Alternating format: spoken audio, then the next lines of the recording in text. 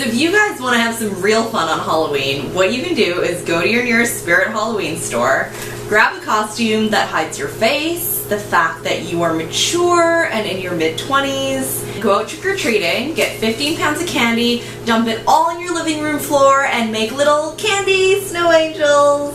Yay! That is a Halloween pro tip for you guys. Happy Halloween, everyone. My name is Joss, and you're watching Squibblesreads.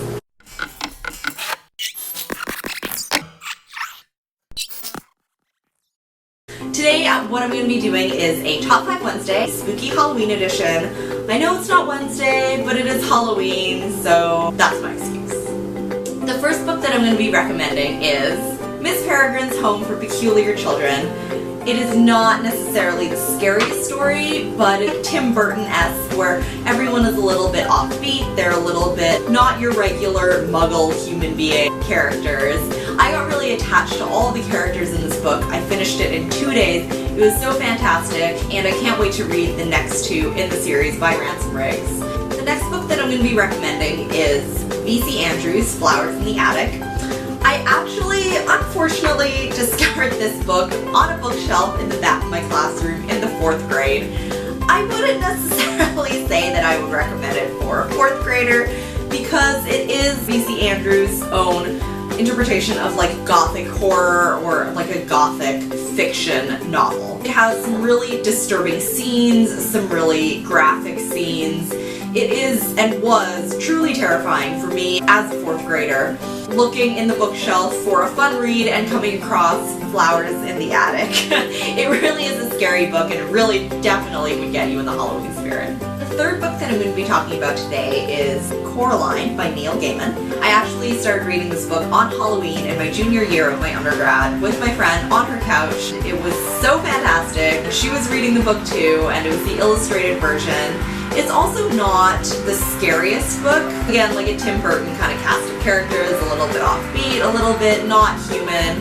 Neil Gaiman is always a fantastic author, and this book is, I think, geared more towards like children and teens, and I've read more of his adult books, but I really love this book. It definitely stays true to him.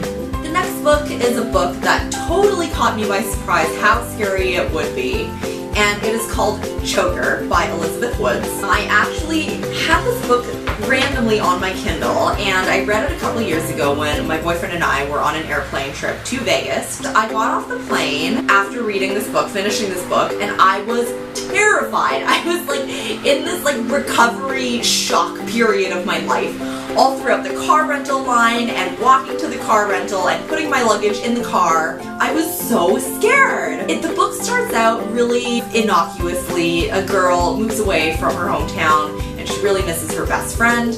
Her best friend one day appears in her bedroom out of nowhere, is waiting for her after school. Some things kind of start to unravel from there. You can kind of tell that the tone of voice in the book is very like on edge, it's very suspenseful, and Elizabeth Woods did a good job of conveying that in the way that she writes. Things start to unravel in the main character's hometown. This girl goes missing, she has problems with a boy. The middle and the end of the book really started to pick up, and the ending was like, OMG, what? What just happened? Oh my gosh, my ears are falling off. But it was really, truly a scary book. It was totally shocking and totally scary. So yes, definitely pick up Choker.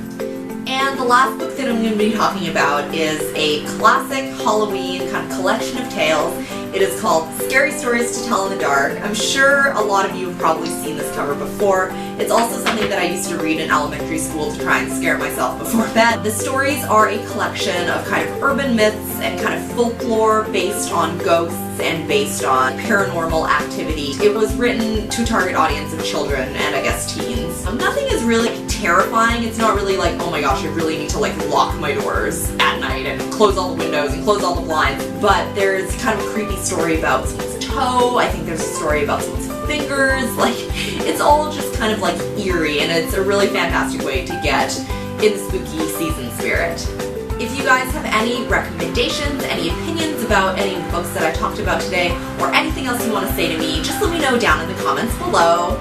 As always, thanks for watching, and I'll see you next time. Happy Halloween, guys. Bye!